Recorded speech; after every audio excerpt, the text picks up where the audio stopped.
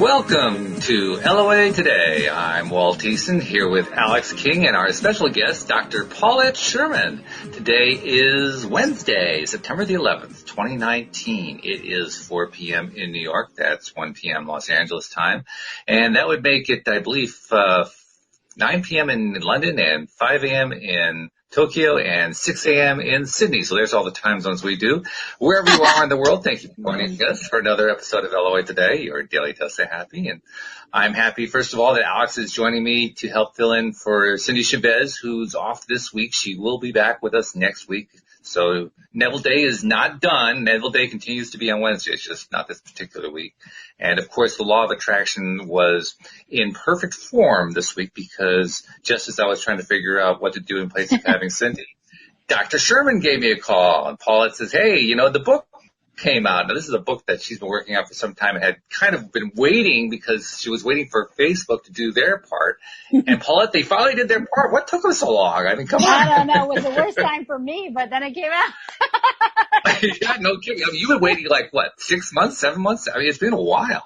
Well, I think originally it was supposed to come out a long time ago, and then maybe with all their troubles, they kind of repositioned it. So, but no one knew exactly when. Yeah. Yeah. Well, finally, they finally have released their Facebook dating service, and your book, not surprisingly, is called Facebook Dating from First Date to Soulmate. There you go. Oh.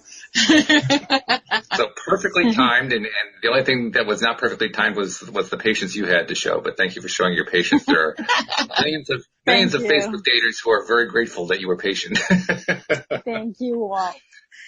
But, hey, it's great to have you back. Last time we had you on was last time you thought that the book was going to be able to be released because you thought the service was coming out. And we hadn't talked since, but I hope things have been going well. I hope you've been able to attract stuff you've been liking to attract into your life lately.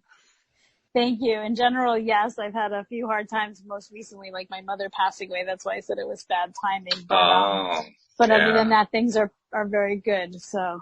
Yes. Well, you and I have that in common. My mom passed about a month and a half ago. So. I'm sorry. Yeah, it's very hard. Yeah.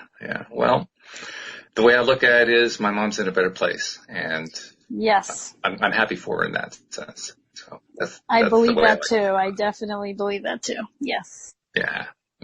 So anyway, well, our thoughts are with you on that as well. But thank you. Let's not spend too much time on that because Facebook dating is a big deal. I mean, Facebook is the second largest website on the planet. It is the largest social media platform on the planet. There are literally billions of people who use it. So when Facebook releases a dating product, this is not a small deal. This is a really big deal. Yeah, and of course, it seems like it to me. Well, it's right your bailiwick because I mean, you're all about helping people with relationships. You're a doctor of psychology, for goodness sake. I mean, yeah. What else could it possibly be except a big deal for you? Relationships, and I guess since 2007, a lot with daters and helping them find their mates. So even though many of them don't like online dating, often it's the best option. As we could That's what I've been saying. Yeah. So I think this is a better option of those options. So, and there are reasons for that. So I think it is exciting because, you know, it's going to be free too. So what do you really have to lose? Right. Mm-hmm. Yeah. Yeah. There are a bunch of dating websites out there that charge a fee that are cringing right now because they know what the competition looks like. And They mad. Right, and also I think, you know, all of us are, go ahead. I was just going to say, I think all of us are pretty familiar, maybe not every single person, but most everybody with Facebook anyway. So in that sense, you know, it's not going to be anything that's too scary for them. Yep. But what are some of the things we need to know about? Because, I mean, the way Facebook is going to implement this is going to be different from the way others do it. So what should we know about it? So there are a lot of things to know about Facebook. Sorry for the beeping. I'm not sure what that is, so I'm going to go in another room. Oh, okay. I'm going to see if I can turn it off. I apologize. Wow. That's all right. Probably something my son did. Sorry, it says buzzer. I don't know. Oh, I apologize. There you go. Okay. She does relationships, folks. She doesn't do technology. My son, of course, did this when he's not here, so that was so Of course, yeah. Okay, he likes gadgets. Anyways, So what are the advantages of Facebook? There are so many, but some of them, as we mentioned, that it's free. There's no barrier. People are familiar with it. They're used to associating it with family and friends and continuity. And even though, yes, there's been some trust issues, they're used to getting on there for a frequent amount of time and entrusting their information to it already. So in that way, it's not exactly such a huge barrier. Also, Facebook did something I think is really smart, is that they surveyed a lot of people and asked them, what don't you like about online dating apps right now? And what are your problems and what would you like to see? And in doing so, they really designed from the get-go with the audience in mind, which as a dating coach you're thrilled about because you're hearing complaints day in and day out about these things, right? There's nothing you could do about it. It's just part and parcel of the products that are out there. So, for example, you know, I can get into detail, but they've discussed privacy and like the things that they need for privacy. And I can go into each one if you want a little more, and safety and also dating with consideration, because people will always be complaining like, oh, it's just a hookup site. They just look at my pictures. They don't even know who I am. And, you know, and so one example is that they make you scroll down and, you know, actually write a bio and things. And so you're looking at the whole person from the very beginning, things like this. So I feel like that is really, really helpful, in terms of setting the tone from the beginning, in terms of the community context and some of the things that they've done like that. And, you know, there are plenty of so many other things as well. Like, you know, some people have crushes on people that they know and they don't know if they have the same feelings back. And obviously in a regular dating app, you can't do anything with this, but they've designed it so that you can have a secret crush list and name 9 people. And the cool thing that's is, hilarious. yeah, it's really, really funny. And like, you know, you could say that you like someone, but then you're worried about getting rejected in real life. But in this case, they have to put you on their secret crush list. And if they don't have one, or they're not on Facebook dating, or they didn't put you or something like that, they will never know that you did it. So that's like another little thing. So it's like a lot of attention to detail and to the audience, for whatever reason, I think is going to be really helpful. There's friends of friends, which, you know, old school dating meets modern tech in a sense, because, you know, we used to introduce through friends and feel a lot more organic and comfortable that way. And now you can do that, but you can opt in to do that. You don't have to. And also meeting live at events, right? People are always like, oh, it's so much better. I feel so much comfortable in a regular setting. Well, now you can do that too. And you can kind of see who's single there if you opt into that feature. And, you know, groups, things you're already interested in, shared interests, causes, things that you're passionate about. So you're going deeper and deeper into levels of not only of, you know, connection and more meaningful interaction, which I think, you know, as a dating coach, who doesn't want that? Because if you know that as a soulmate, right, or something that's long-term, it's not going to really be long-lived if it's just based on surface and attraction. So I could go on. There's plenty of other features. I think I have 35 advantages of Facebook in my book, off the top of my head. Yeah.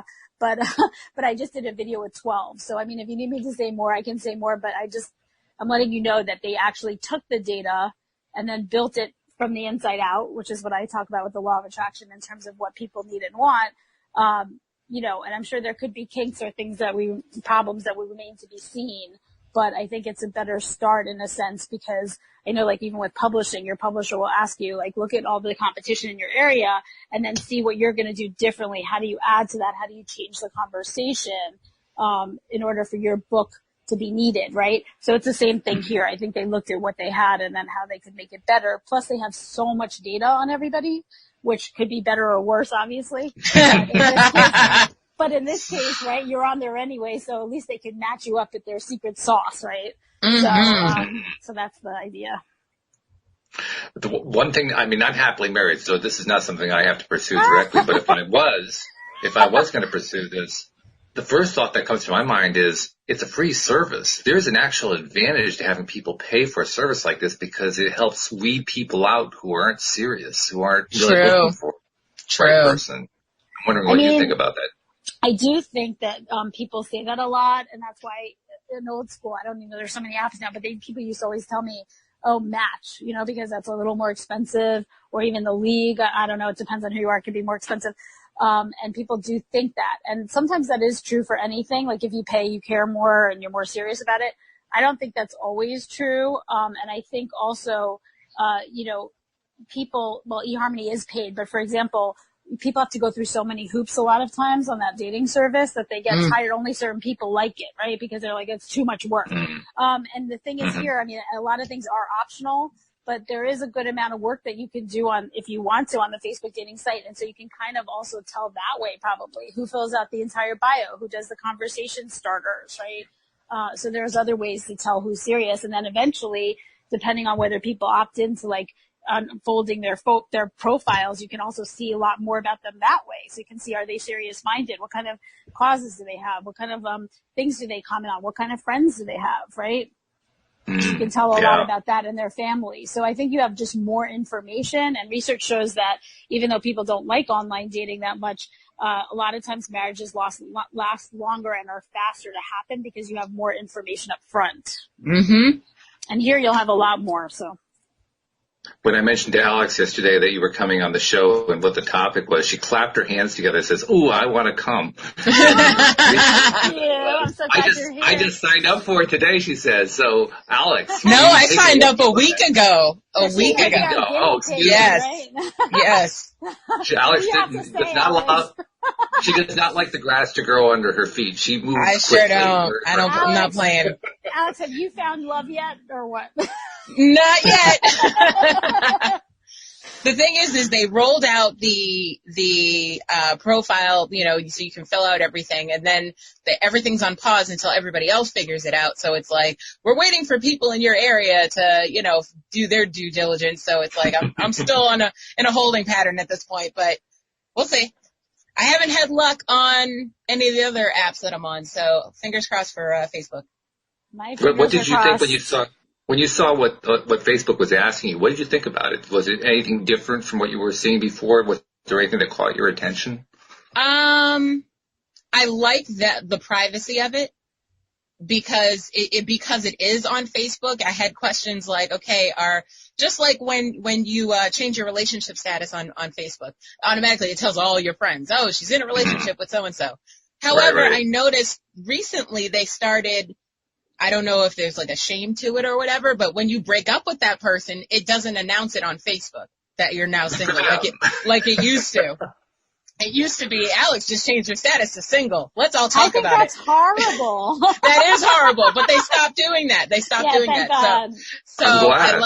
So I like the privacy part of it. So it's like having a second Facebook because it's a separate entity. Like if you have a certain picture for your dating profile, it's not the same picture that you have for your Facebook profile, and your bio is different, and you have to go in, and it does have a lot of similarities to like Bumble and Hinge and stuff like that, where you have to answer, set questions that are set up about like what type of person you are and stuff like that. But other than that, that's it so far. I mean, I don't know what else they're gonna add, but I like it. I mean, looking into my crystal ball with you. Oh, I'm sorry. No, go ahead. No, you go. Paul, you go first. Well, go ahead. I'll say it after. Go ahead. All right. Well, I was just going to say, look into your crystal ball for a second, which is kind of hard to do. But what do you think is going to happen? Is this actually going to work out better? I mean, you said, Alex, how the other apps hadn't really been successful for you. You met a few people, I know, but nothing had turned into what you were hoping for. Do you have reason to believe in your own heart that this is going to be different? I do, because I feel like with, Paulette was saying, with the crush list and the friends of friends, there's a better vetting process. So there's less chance of getting catfished unless, they have fake profiles, which they do. So, but yeah, I like that it's already set up based on who's already on Facebook. And especially with the friends of friends, you can go, hey, cuz, do you know this such and such a person? What's he like? Like, let me know what's going on. I need the tea. Absolutely. And I feel like with the privacy feature and with the trust, now there's a place that you can report it to. I don't know how that is in other apps, but I feel like they're definitely going to have clear rules of conduct with everything they've been through.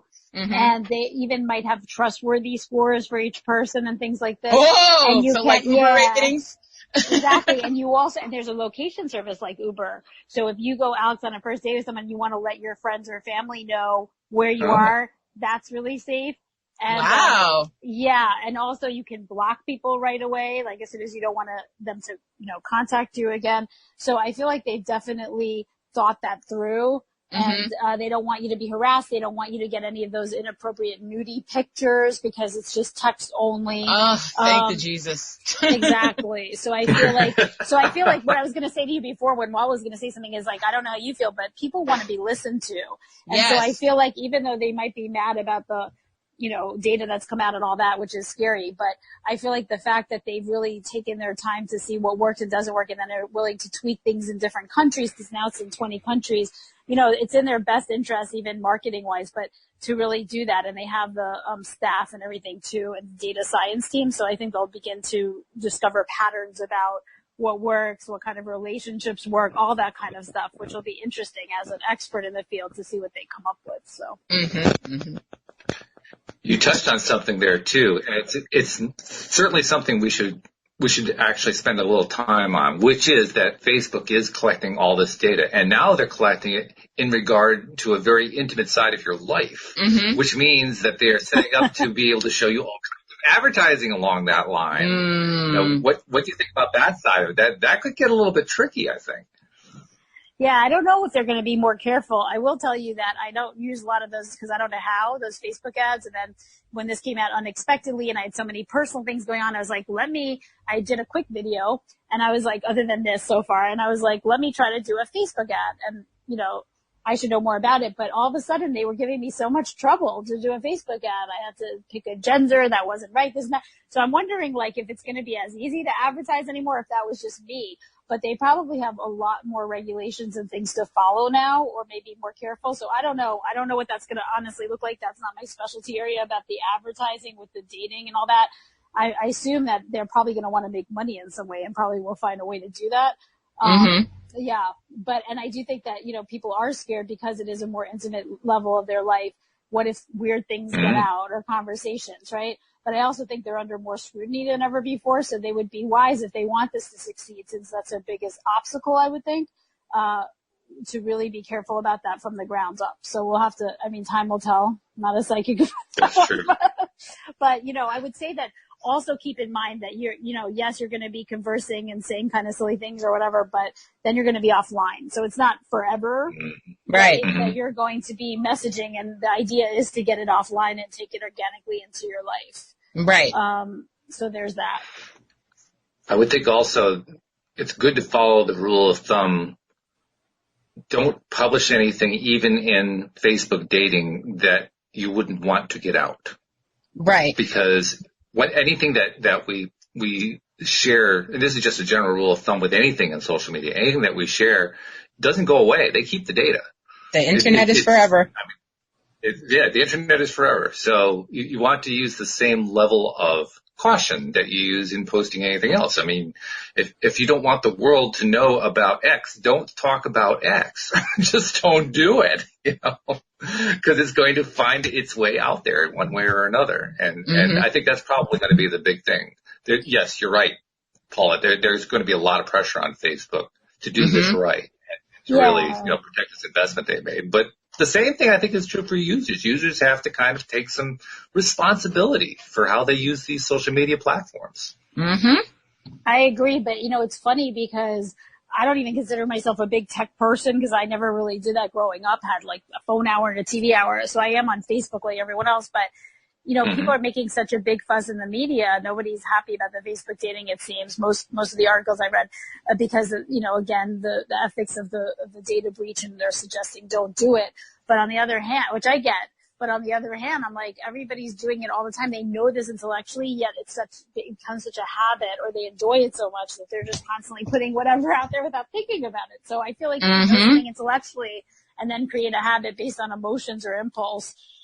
And so I don't know that this is going to be much different, but I think it's very good advice to follow if you can remember it. Yeah. Well, plus, what we have to keep in mind, too, the media's job is to stir up controversy. So they're not going to give a glowing review. They're going to tell you everything that's wrong with it. And that's useful. That plays a useful role. But there is a certain bias there. Yeah, because I don't think they want to hear me and all my, happy, news about Facebook and all the advantages. But there are two sides. There are two sides to every coin, really. And I do think that there are, just like there are dangers in anything, especially love. In life, but there are a lot of advantages, I think, as well. Alex, you and I, when you first came on board, Alex has been doing the show with me now since what, October? Last October. Yep. My 1 year anniversary is coming up. Coming up, that's right, yeah. But one of the earliest shows we did, and we did this with Carlos when he was doing it, Carlos Balsequito was doing the show for a bit. We talked about online dating and the pitfalls and the difficulties you run into and where it works and where it doesn't work and so forth. Can you kind of cast back, Alex, to what we talked about then and now look at what's happening with Facebook dating and say, do you see anything that's changing that original conversation that we had? And maybe I'll need to cue you. Yeah, it's been a year. Okay. Yeah. Well, here's a couple of ideas. Like one thing we talked about was how when you're doing dating online and you're trying to kind of go through profiles and get a sense of who somebody is, it's really hard to know who they are until you actually talk to them. And there's not a good way to do that with online dating. Yet it's like it's the precursor to actually getting to know somebody. Right. Do you think Facebook dating is going to make that any better? Is there going to be any difference there? I don't think so, only because, like I said before, the dating profile is separate from your actual Facebook profile. I don't even know if there's a way until you've spoken to the person that you can, I'm sure you can just look them up on Facebook and look at their profile. But if their profile's private, like, you're not going to get that much information. So it's the same. Right. It's the same thing as if you were talking on a regular app and you just got their name and you looked for it on Facebook. So what you see on their dating profile is what you're going to get until you speak to them. So because I'm wondering if they're also going to tie Messenger in, because Messenger you can do a call, you can actually talk to somebody through Messenger, and if they tie Messenger into the dating app, now you got a way to do it direct. A lot of apps have started doing that. You can it's a safety feature. So now you can talk to people and you can video chat people without giving out your number. Right. So that's come a long way. Yeah. Mm-hmm. Walt, I was just going to add to that it's as private or as open as you want to make it. In response to the Messenger thing, I'm not sure about that yet, although I wouldn't be surprised. But for example, they just added Instagram stories and Instagram pictures. So it's a little more 3D, for example, there, right? You don't have to do that, but you can do that. You can also, like I mentioned before, eventually agree to unlock your mutual Facebook profile. So maybe you don't know that before you talk or whatever, but soon after, if people think it's useful, and a lot of people might think it's useful, right? Then you can really see the person in much more of a context, a human context before you meet them or even after you meet them or whatever. And so, their status, they're not hiding anything, in that way from you. And I think that's really a relief to a lot of daters because safety is a huge issue and feeling like it's not authentic or it's really strange to be online when it's something so personal. So it gives you a much better perspective. By the way, we get occasional live streamers. We have one regular, Jeffrey, who's on. I was going to say it's Jeffrey, isn't it? Yeah. We have others who join us too, but Jeffrey is the most consistent one. And we've done something amazing. We've actually gotten him to not want to post much because he's listening so much. It's so intently to what we're talking about. Usually it's like a stuff coming out of him, and he's just sitting there. Come on, he did post something. He says, "Thank you for the discussion. Is there an LOA component?" Is there law of protection? Well, you know what, Jeffrey? I don't know. My first book was called Dating from the Inside Out, How to Use the Law of Attraction in Matters of the Heart, which is one reason I probably hooked up with Walt over here, right? So I'm very into the law of attraction. So everything I write, I even if it's not necessarily intentional, I think I come from that perspective to some extent. So yes, one thing I also like things to be deeper. So not to say that Facebook dating is deeper than other dating apps, which is one reason I was attracted to it, but also their tagline is consideration over impulse and developing meaningful relationships. So I did kind of approach this book that I wrote about Facebook dating from the inside out, and I used the tact of mindfulness and helping daters use mindfulness in order to date more successfully. And by that token, even though it's a different tool than the law of attraction, it helps people when they get into situations of upset through like dating anxiety, setting boundaries, breakups, all these online dating traps that happen. I write about all of that stuff that people have a hard time with, breakups, rejection. By teaching them the simple tool of mindfulness, it helps them get back to a centered, authentic place where they're more in a state of love than fear, which is really the same as the law of attraction in many ways, and choosing their thoughts, instead of their thoughts choosing them, based on fear. And I think that really helps you attract what you want consciously. So that was my long-winded answer, but yes, that is a big component in the book, in terms of the consideration over impulses, just teaching the simple tool of mindfulness. And I have 20 mindfulness exercises addressing all kinds of dating issues that I see happen with my daters, and also helping them traverse like the different dating stages. Like I said, from messaging to, eventually moving in together to engagement, all of that, marriage, developing a healthy relationship, and then developing a soulmate relationship, and all the things tips that, those things entail along the way. Well, I don't want to push you to get into all 20 of those items on the list, but can you just talk a little bit more deeply about what you mean by mindfulness? What exactly is that in this context? Sure. So in this context, you mean of the law of attraction context, or in the context of Facebook dating? And the Facebook dating. Okay. Yeah. So both of them together, really. Yeah. Yes. So again, mindful dating. So one thing I'll say, just as a little aside, is that you probably know that when Facebook started, they had like that hot or not thing, sororities and, fraternities. Yep. And it was very surface and based on like very juvenile, right? And so now I feel like they've made a lot of mistakes, and hopefully, I'm not a psychic, but they've matured, at least in terms of the development of this app from the ground up. And their context supposedly is meaningful relationships and consideration over impulse. So that's where mindfulness comes in, because mindfulness is a very simple tool that helps you to kind of look at your thoughts as they arise, look at your emotions, and come back to the present moment. And so I say, like, looking at the facts instead of creating stories.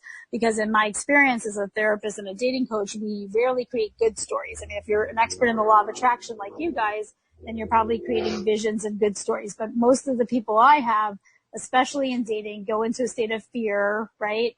About what they're not good at, whether they'll be rejected, their past baggage, fear about the other person. So they're all into negative thoughts and stories, and that grips them. And then they're very reactive to the ups and downs of dating.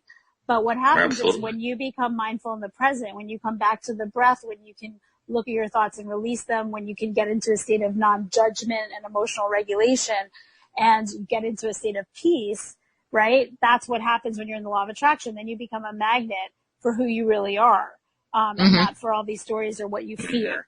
And so that's in a nutshell what it is. But of course, like with each issue, you do a different mindfulness exercise based on what might be coming up.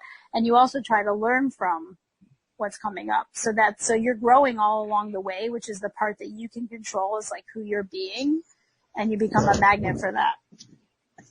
Mm-hmm. Yeah, that's true. And actually, I guess growth is what happens in all areas of our life if we're truly becoming conscious creators. Or even if we're not, we're still faced with growth. We just might not be choosing growth, but we're faced with it at all times. Exactly, but we can ignore it, believe me. We don't want to. We're very good at that, yes. Or just repeat the same thing over and over. Jeffrey actually posted something else along the lines of what I commented on earlier, how I said that he hadn't shared a whole lot, and it kind of ties into what we're talking about here. He says, I just helped someone write a book about this topic, so I don't have much more input. All about what you've been saying. I said it a week ago. So now we know Well, now I have a question for Jeffrey. Did he write a book about Facebook dating and mindfulness, or law of attraction, or what? Oh, good question. We'll see what there's like a 30-second delay, so we'll see what Jeffrey says in reply to that. When he writes something, I'll share it with you. Thank you. But mindfulness is important, and I was curious to see how you were going to define it, and I like the way you did define it, the way you described it, sort of anecdotally there. Because I'm thinking back to when I was going through my trials and tribulations as a single person, which I was in for about a 20-year period. And you talk about the tendency to focus on what you don't want. That's my way of saying what you were saying. Boy, was I good at that. I had actually gotten myself to the point, without realizing it, where I believed that every single woman that I met, as soon as I met her, before I even had a chance to talk to her, I had already decided subconsciously that it wasn't going to work. That's very, very common, believe it or not. It's, you sound very talented, but you'd be surprised how much competition you had with that, it's not going to work either because of all the women or because sometimes people, it's even worse. It's because of them. So no matter who they meet, no matter how great they are, it's because of them that they just can't move forward, right? Mm-hmm. Well, for me, I didn't even know which one it was. I just knew that deep down I believed it wasn't going to work. And it wasn't until actually I had met Louise and we've been married for a while that I finally realized that's what I've been doing myself. I mean, it was so deeply embedded, I didn't even know it was there. And the reason I got out of it is because I quit. I think I told you that story. I actually quit dating. I quit relationships. And when I quit, I met Louise a month later. Mm-hmm. Well, isn't that part of the law of attraction too? That whole releasing, right? Yeah, letting it go. Yeah. Not that I want to make clear that I'm not suggesting that all my dating coaching clients or singles in general just quit, because I just read that, usually after 1 month people quit online dating. That's like a common thing. And that's why they have that. I didn't mention, but the pause button on Facebook app, Facebook dating app. It's because people need a break, right? And then they come back and their profile's still there. But I do think that in your case, like in terms of energetically, once you release all that fears and you're just going about your life and you're in a happy place, not thinking about it, then good things can come in. But I guess my thing, the reason I wrote the book in this vein with mindfulness is that it just takes 5 or 10 minutes. And then once you release a lot of that, I was going to say crap, negativity, that, and you're present again, then you can create a news where you can move forward in a different way, even with whatever's going on with other people, because you realize that's not your stuff. So it's a good thing to learn. Well, Alex, I've been posing the questions to Paulette here, but I want to make a little room here because this is all you're part of the show too. So what do you want to ask? Let's see. What do I have?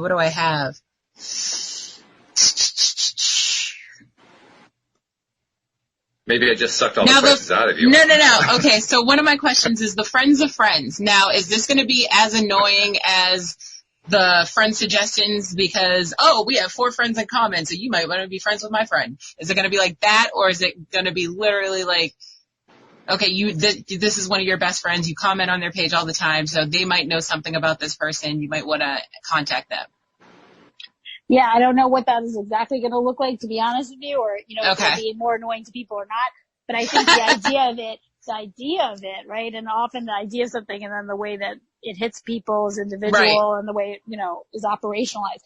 But I think the idea of it is that, people feel like, oh my God, a stranger. And what do I say to a stranger? I don't want to tell them anything. And then they don't come across as their authentic self. Whereas at least old school dating, it was really nice when you met somebody who knew someone, because immediately you're like, oh, they know that person. They must be normal, right? Or they work with that person. They work with that person. Or even like they have interactive features, and this is a little different, but you can click on someone who went to your college. So, okay, it doesn't mean they're normal, but they went to your college, so that's something you can talk about in common.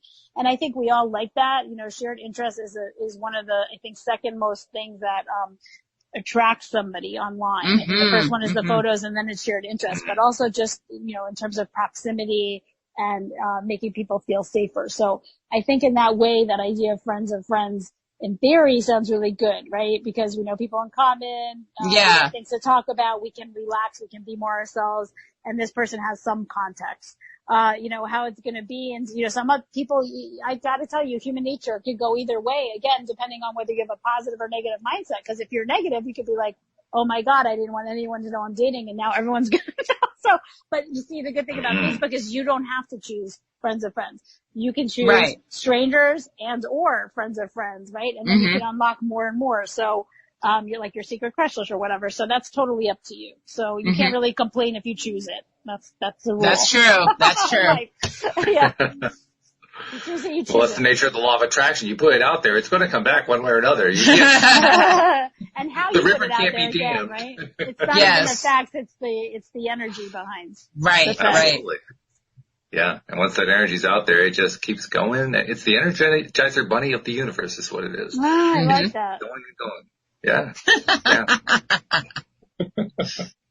Now, what's the algorithm for the vetting process? Like, as far as, do you know anything about that? Yeah. Cause Can you tell me what you mean by that? What do you mean? Is there less of a chance of getting catfish? That's what you mean by vetting. You mean like in terms of not so much safety, but like who you're getting out there. Well, I wrote a little bit about what I think, some research, I'd have to find it, but in my book about fake profiles, and sometimes they have, it would have been good if I could find it right now. But anyway, I don't want to stop and search through my book. But you can ask me anything about fake profiles. I'm 7 seasons deep on Catfish. Okay, so maybe I will. But I was going to say that a lot of times they have a lot of friends or not a lot of friends, right, is one sign. And so the other thing is that maybe they won't unlock their Facebook profile, but you could always ask. So you want to try to get more context on that person and also be able to maybe Google them right before you meet in person. So I talk about the 5 levels of Facebook contact, which is a little different, but it's one way to kind of get more context on somebody, right? And not just, before you actually meet up in person. Plus there's also all these other Facebook safety features that I already mentioned.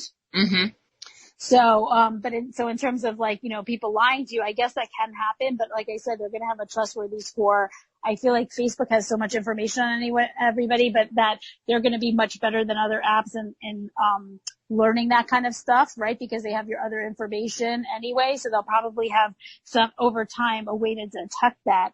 Plus, once somebody reports it, they'll be flagged and they'll be off the site, probably the first time. So one of the things I think I found is I said you can stay on the Facebook interface, right, in the Facebook dating app first in a very controlled setting. This is totally up to you, but you can, after you've exchanged some messages, you might unlock your events and groups so you can learn a little bit more in a safe way about each other. This is totally optional. You can unlock your mutual Facebook profiles to learn more about each other either before or after you talk. Right? Some people won't want to do that, but some people really will be curious to see them in a bigger context.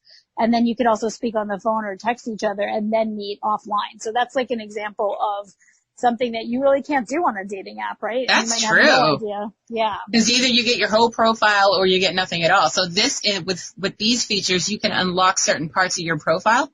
Yeah, of course. And, it has to be mutual. You could unlock yours and then maybe you're mad because they don't unlock theirs. But I mean, certainly if you say to somebody, hey, would you mind doing this?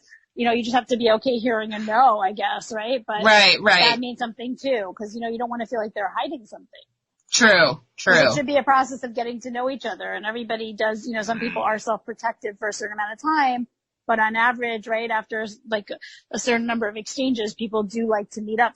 They say 40% of people want to meet up right away. I don't find that to always be the case, especially with women, but yeah. Interesting point too. By the way, Jeffrey answered the question that you posed, Paulette. He says that the book is geared toward phone apps. We discuss more queer and polyamorous utilization. Also, the mainstreaming of open relationships and moving away from heteronormativity. Okay, that sounds very interesting and like a good book. But I was curious because there were a few books written about Facebook dating that were precursors to the platform. So they were just about how to use Facebook for dating in general. So it's totally different. But I think mine is the first one about this app. So I was just curious about that. Thank you. Yeah. Okay. Yeah. Well, it's good to be first. That's true because you get to be first and that's how you grab the market share. So yeah, that's good. Very good. I had another question. Yeah. Facebook today is, social media today, it's all over the planet. So you're connecting to people all over the place. And yet, I don't know, maybe this is just my old school way of thinking of things. If I meet somebody, I want to meet somebody who I can meet locally. Yes, it's nice to connect with somebody in California when I'm in Connecticut, but the long distance relationships have a long bad history. They don't work out really well. So what do you think about that aspect where Facebook is concerned? Because Facebook reaches everywhere. So while Facebook is your wish is their command, right? Yeah. Because they have that, I forget the exact amount of mileage, if it was like 300 miles or less, but they have something because of the whole meaningful context that they do want you to correspond with people within your geographical location and close by. So that is another thing that sets them apart. That's what I was telling you earlier about how my dating isn't set up yet because no one in my area has signed up yet. Yes. Hopefully that will change, right? We want to hear what's happening to you. It'll change. It'll be fine. It'll be fine. Where do you live? No, forget it. Yeah. No, everybody knows where I live. I live in Cape Cod. Oh, lucky you. Wow. Yeah, not in the summer. But yes, in the summer, I'm a beach girl. Absolutely. Well, yeah, but you're coming to my beach. You're impeding on my that's territory. True. I have the same thing where I live. Yeah. Yeah, exactly. Actually, Alex and I got to connect in person for the first time this summer because Louise and I went to the Cape for a week and spent our first day with Alex and had lunch, and it was great. It was fantabulous. Yeah. So we were among the interlopers. We were among interlopers that were actually acceptable to Alex. Yeah. Did you wear purple? She likes Did I wear purple? Did I wear? No, I wore red. I was blonde that day. I met him. I think I was wearing a shirt like this blue shirt. I can't remember exactly. I think you were wearing that blue shirt. Yeah. Okay. We actually have a picture posted on the LOA Today page if you want to see, Paulette. So. Yeah. Okay, I will. I mean, before I got on this, I saw the two of you together, but I think it was just like a thumbnail for your show. Right. Yeah. Possibly, yeah.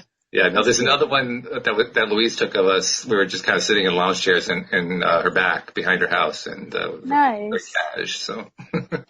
Okay, I'll look after this.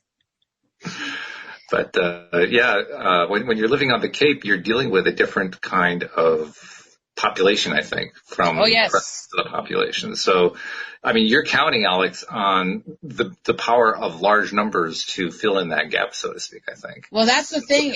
I had posted earlier this summer the trials and tribulations of dating in a resort town because people are on vacation, so it's like, I'm swiping, but do you live here? Are you on vacation? Are you a pilot? Like, what's happening? I need to know these things. It's like constant summer, because they say summer's all about flings, and then September's where people buckle down for the long-term release. For the winter, yes. We call us millennials, we call it cuffing season.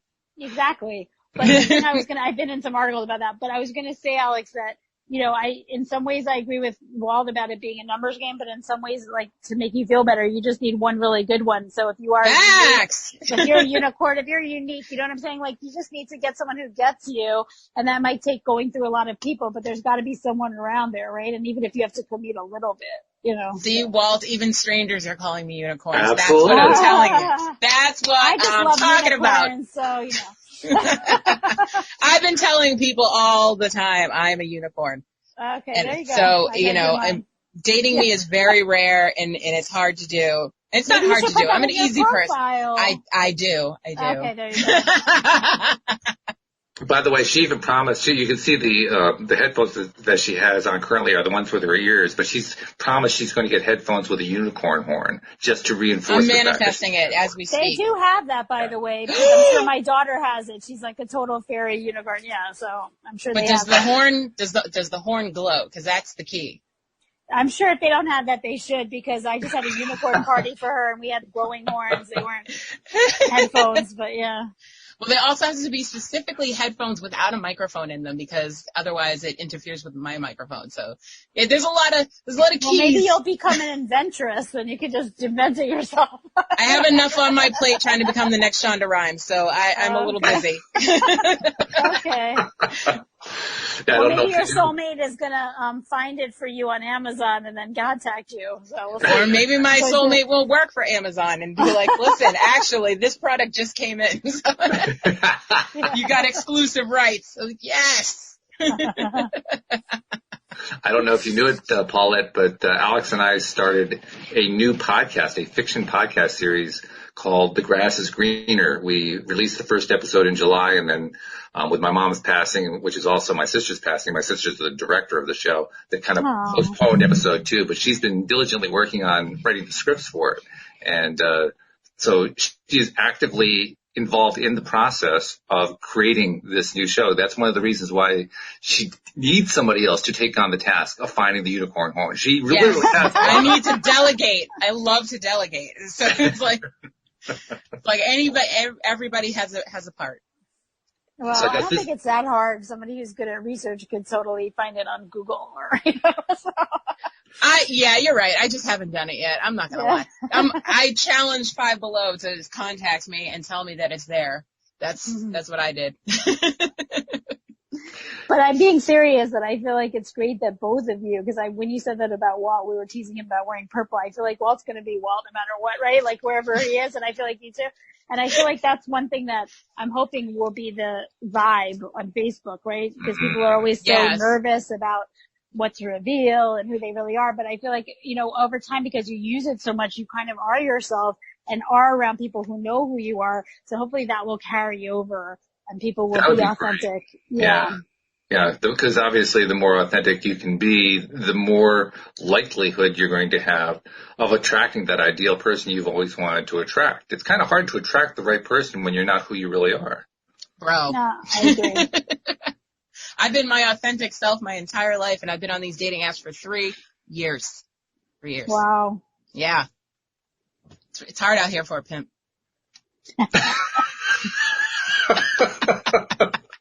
See, that's what I love about Alex. I never know what's going to come out of her mouth. Neither does Alex. Well, actually, that does kind of tie. Let's go back to the basic topic of the show here, law of attraction, and we'll tie it into Facebook dating.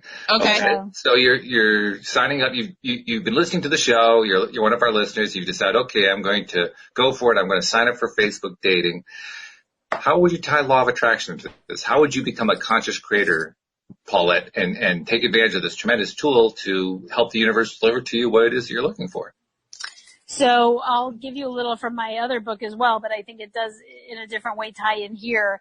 To me, law of attraction is aligning your thoughts, feelings, and actions with what you most want to create, not what you don't want. And as I said earlier, we have a lot of baggage, so we'll think, oh my God, and I'm not using you as a particular example, Alex, but what you just said, I hear a lot. It's like, oh, well, why would this be different? Because for 3 years I've been doing this and I've been great, and so look what's out there, And it isn't that there isn't some truth to that. I mean, it's human nature to, look back in order to look forward, right, or to learn from what happened. But I think we can't recreate the past, so we have to reset what it is our intention is and what we want to attract and believe it's possible and to be that now. Mm-hmm. So just being aware of that and trying to, when it comes up, notice it, there's a mindfulness and release it, and then reset, because there are a lot of, I don't want to say crazies out there, but people in general who will stand you up, all this online dating behavior that's negative and everything. And you can get very distracted and focus on that and then not, you know what I mean? And then your vibe is lowered because of all of those people. And so it's not an easy task, but then as you practice it, you just feel so much better, right? Because otherwise the only alternative is just to stop dating or to use the pause button all the time, right? Yeah. But if you learn to do the inner pause and to realign, that's what you can, and then it's a lot easier than going up and down all the time or being hard on yourself. So that's what I would say about the law of attraction and Facebook dating. Yeah, because ultimately the more that you stay true to who you are in that way, that's going to be true in anything. If you stay true to yourself, you're going to attract better. You're going to attract what it is that you really prefer. Provided, like you said, you got to focus your attention. You got to set up your life, so to speak, so that you're paying attention to what is it you really feel? What is it that you really enjoy doing? What is it that you really like in life? And we have plenty of opportunities to be distracted by that. So it is a challenge. Yes, and not personalize and not judge and let go of what you can't control. So in a way, expectations are a little different from just what you want to, what you're joyful and passionate about and being happy in the moment. But I think that, a lot of people blame themselves when they get rejected or bad things happen, even if it's unconscious. So to just be okay, I'm doing my thing. That's all I can control. I'm going to just keep moving forward. And eventually I'll get more and more clear about what I want, right? And I'll get quicker at seeing what I don't want, kind of thing. And that drains your energy less. Because I feel like the reason I wrote about the mindfulness is that there's a million articles about the advantages of Facebook dating and all this tech stuff, and it's fun and it's interesting. But really what drains people a lot of times is their emotions, right? And how their reactions to things. And so once they learn how to regulate their emotions more and be more on purpose and be more positive, then dating just becomes something that you're doing. It's not as draining. Mm-hmm. Does dating become a lifestyle? Oh, I think I told you this once before, that I had a funny story where somebody said to me, I think it's one of the classes that I taught, and he said, it was old school, older gentleman, and he said, I don't understand. It's I go out with people and I want to get married, I want to meet them, and they don't care about me. They just want to know, where are you taking me? If it's a cool place. Dating can be a lifestyle for any female that likes food. It's right, but it's not even a gold digger thing. It's more it's a thing. Yes, right? You're taking me out. It's a free meal. I get to dress up. Some women are, not even some women, some people, people just like it. Mm-hmm. Yeah, and also I enjoy being single because, like, I'll be married the rest of my life, so maybe I just want, like, whatever it is, 10 or 20 years to just have fun and have experiences and figure out what I like and don't like, which I'm not knocking, it's fine, but then it's such a non sequitur for the person who's like, yes, hey, don't you want to know me? Like, who cares if we have a grilled cheese or like, go, you know what I mean? Somewhere cool, like, get to know me. It's like we're on totally different pages. So I think that's another part of it is knowing what your intention is, your dating intention. And I talk about that in the book, and then kind of getting clear if you're at all on the same page. Otherwise you could have a great time together, but you're not going to end up, you know, where you want to go with that person. Mm-hmm. And Jeffrey's on a roll again, as he often gets to be. He says, I would add you have to be vulnerable enough to really let love in. Because fear and love can't exist at the same time. So work on yourself and you will attract the person who is their authentic self, he says. Mm-hmm. I like that. And I do have a section on opening your heart to love and all the things that get in the way of that. And then also noticing where other people have issues and red flags so that you can move on more quickly and not personalize that. Yeah. Yes, red flags are a huge thing. Mm-hmm. How do you handle a red flag? And by the way, this kind of ties into a second question. Mm-hmm. I think it's probably a question that doesn't get acknowledged very much. But those of us who have studied law of attraction or worked with it or tried to learn from it and so forth for some period of time come to realize at some point that keeping score of what's going on is actually holding us back. In other words, constantly looking for where's the result? Where's the result? Where's the result? At some point we learn, just live life. Just get yourself into that good feeling place and live life and let the universe deliver stuff to you at the pace that it can deliver it to you based on how much or how little resistance you have in place that you may not even know about. Mm-hmm. But nevertheless, so many people want to keep score all the time. And with dating, I would think the tendency is even greater. Yes. So how do you handle that? Well, with mindfulness, you would just notice it, first of all, and say, like, is this helpful for me? Is this coming from a place of love or fear? What is this about? And be curious about it, but not be attached to an outcome or attached to those thoughts or feelings as true or being, who you are, right? Because then you have more flexibility to change that and to choose a different thought or a different feeling about it. I mean, I think a lot of us are susceptible to that. I know personally, I'm not even talking about dating because I'm married with 2 kids, but yeah, like sometimes I'm very goal setter, right? Because I'm a coach in Aries, and I'll be like, well, I put all this effort in. Why didn't this work out? And like, I get annoyed, you know what I mean? I'm kind of like, well, it always worked out before, and you're right. And then you're going backwards because you're focused on what you don't want in the law of attraction. So the point is just to notice that. And then to focus, number one, on what you do want, which will make you feel better already in the moment, right? And also what your successes are is a lot of times what I'll tell my clients is like, there's a lot of things that are working. So can you focus on that too? And that's the same in dating, right? There's all the stuff that you can control and that you're putting out there and the things that are good that are happening, and to kind of take as much note of that, Right. Yeah. And then to try to, like you said, breathe, even if you don't take a break, and just say, let me just see what happens. Let me be willing to be surprised, right? Mm-hmm. Which is when the best stuff happens anyway, right? That's when all the good things happen. I remember once you told me your story of how you and your husband met, and none of it was expected by you. I mean, you didn't plan any of it. It just all kind of happened. It's like, wait a minute, what's going on here? Oh, wait a minute, this is a date. I mean, none of it was expected, right? Isn't that what happened? Yeah, that is a lot more romantic. I mean, if you had been trying to keep score, how could that have worked? It couldn't have. Right. In fact, it probably wouldn't have worked because I would have necessarily thought that was going to, he'd be the person for me and all that. So I completely agree with you. Now, how you manage that on a dating app? Again, I think some of it is what I'm saying about mindfulness and law, and what you're saying about law of attraction and letting things go and just enjoying the moment and having fun. I think that's a general, message we're telling people that makes a lot of sense. But how do you get surprised on a dating app? I think you can be. I think people think that they have a type and that, they just say no to people right away. And so one thing I say is sort of suspend disbelief a little bit. Give people 3 dates. Be willing to be surprised. And we see that a lot, like even on, I use the old TV show Sex and the City, right? Where Charlotte thought she had the perfect guy and married him. And then the guy she was like afraid to be seen with ended up being her soulmate. But she had to let go of her judgments and her fear and just try it on. So I think that's a good lesson for people. Yeah. Yeah, our preconceptions can get in the way, and the sooner that we allow them to get out of the way, to let go of them, the sooner we get where we want to go. Yeah. That's a good one. Yeah. Mm-hmm. And as Jeffrey also added onto his previous comment, he says that you have to be okay with being on your own and loving yourself. Facts. Yeah, amazing comment. I really like that. And I do have a section on self-love and self-care because, again, dating app burnout is really very prevalent too. It's exhausting to, like you said, put out all this effort and not get results or get negative results, and then you wonder why, and then you're down on yourself. So yes, feeling like you want somebody but you don't need them, and also having a balance, not only with self-love and liking yourself and no matter what, and not rejecting yourself in the process, but also doing things you like in your life, having a balance, not spending like every minute tied to the app, right?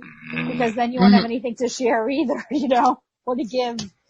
So I think one thing that I kind of wish that I had done back when I was dating was adopt the attitude, wow, I wonder what's going to happen next.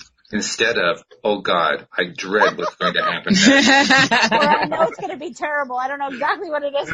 Right, but it's going to be horrible. Exactly, yeah. Yeah, so I agree. And having like a positive expectation, but not knowing what it is. Without necessarily knowing what it's going to be. That's part of the surprise. What's going to happen next? It may not be the man or the woman of my dreams, but something's going to happen. I wonder what it is. Mm-hmm. Yeah, I have the bad. Oh, go ahead. Oh, sorry. No, you first. Go ahead.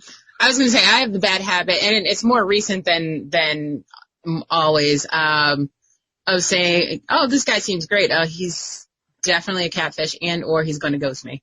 Like one of the two is going to happen. And I try not to think that way because I know what law of attraction does, but it creeps in there every once in a while. It creeps in there. Yeah, and I think people are really self-protective because it's like, it hurts when everything's going great and all of a sudden someone just, it's horrible and they just disappear on you. And then you want to say like, oh, why didn't I see that? Maybe if I'm extra careful, I'll see it next time. But then again, with the law of attraction, it's also self-fulfilling prophecy because they may feel that energy, So it is, I'm not saying it's an easy thing to do, but this whole mindfulness allows you in the moment to just let it go and return to a calm state. And then you reset and focus on what is going on. So you're not bringing in as much past baggage. I forget what I was just going to say before Alex said that. It was something, she was answering that you said, Walt, that I wanted to make a comment about. Do you remember what it was, Alex? Because I got distracted by what you said then. It was, we were talking about, we were talking about, I know we were talking about red flags, but that was before that. That's okay. I don't want to put you on the spot. Yeah. Well, see, the thing is, Paulette, with this show, everything is stream of consciousness. So asking us to happen, let's say what happened 5 minutes ago. I mean, we go to write the notes of the show afterward, and we're saying, so what did we talk about? Very existential. I'm cool with that. It must have not been that important, or I'd probably remember it. Facts. That's why I count on Alex. Alex does all the hashtags. I really count on her for that because otherwise I'd be lost. I'd be absolutely lost. Yeah, me too. Yeah, speaking of mindfulness. Well, then let's go back to basics. Because it'll come to you if we can just kind of get back on topic. Sure. I'm sure it'll just pop into your mind. Actually, we're out of time. Back to the basic for a moment. Well, let's take an extra minute because this is worth exploring. All right. Okay. Okay. Sounds like a plan. Sometimes you just have to go into overtime. It's a tie score, So, so okay, you've kind of bought into this idea that Facebook dating is a good idea, and maybe you're even willing to try to work on yourself a little bit to try to change some of those old behavior patterns. And maybe you're even willing to stop keeping score and kind of let things happen. How long should you have to wait before you meet somebody? That's the question that everybody wants the answer to. How long should you have to wait? It takes as long as it takes, which is a very unpopular answer. Absolutely. I believe we attract someone at our level of consciousness. So first of all, if you want to meet your ultimate soulmate, you want to work on yourself. I'm not saying anyone's perfect. We're all works in progress, but the more that you are less reactive and more from a place of love and know who you are and what you want, the clearer you're going to be about attracting that back. And you're also a better match for more people and less reactive and, negative. So that's one thing. But also, your readiness, right? Because everyone always complains, oh, I'm attracting all these guys that are critical. I'm attracting all these guys that are, juvenile and won't commit. And sometimes that is true because the dating pool, there was a book called Attached. There's a dating pool. Sometimes the people who are left, have attachment issues and things like this. But a lot of times what I find is people don't recognize in themselves that there's some ambivalence, right? They really like being independent or their parents were divorced. And so, deep down in terms of their consciousness, there's some conflict. It's like they like people. They have a really great life. They don't want to be alone, but they're not sure they want to get married either. And then they're picking these guys and blaming them as an example. So that's what I write about in my first book, which is called Dating from the Inside Out. It's like, get clear who you are and who you want to be as a date. Get clear what obstacles there are and to reverse them. And then you can be a lot more ready to go out and kind of meet that person and attract them quicker. So it's not just doing busy work on the outside. It's getting ready on the inside first. Right. Yeah. Very good stuff. That's a good way to draw this to a conclusion. Before we go, though, you got to remind everybody, what's the name of the book? Where can they find it? And where do they find Dr. Paulette Sherman? Thanks so much, Walt. Okay, so the book is called Facebook Dating, From First Date to Soulmate. My name is Dr. Paulette Kaufman Sherman, but if you just type in Paulette Sherman, SHRMAN, and the name Facebook Dating on Amazon, it should pop up. I finally got them to link it. So Kindle is under $1 for a limited time, like 99 cents, and then the paperback's $12.99. So I would love it if people get the book, and if you want to write me a review, God bless. I would love that.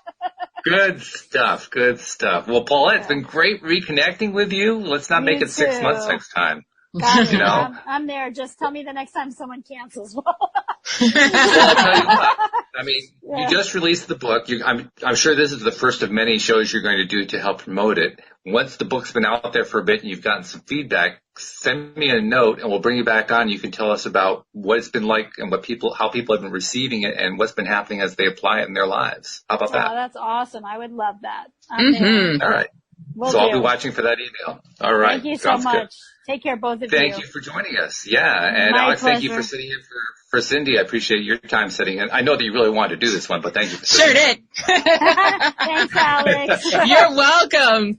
I want to hear your love story once it turns out. Oh, it's always live. So okay. Just tune in. Okay. Well, best of luck. That's what happens when you do a podcast. Your entire life is out there on the air. That's just the way it is. For all the world to hear and see. Absolutely. So with that happy thought in mind, if you're not yet a subscriber, become one, because this is what you're going to hear, right? You don't want to miss any of it. And in the meantime, we'll say thank you for listening, and we'll see you all next time here on LOA Today. Goodbye, everybody.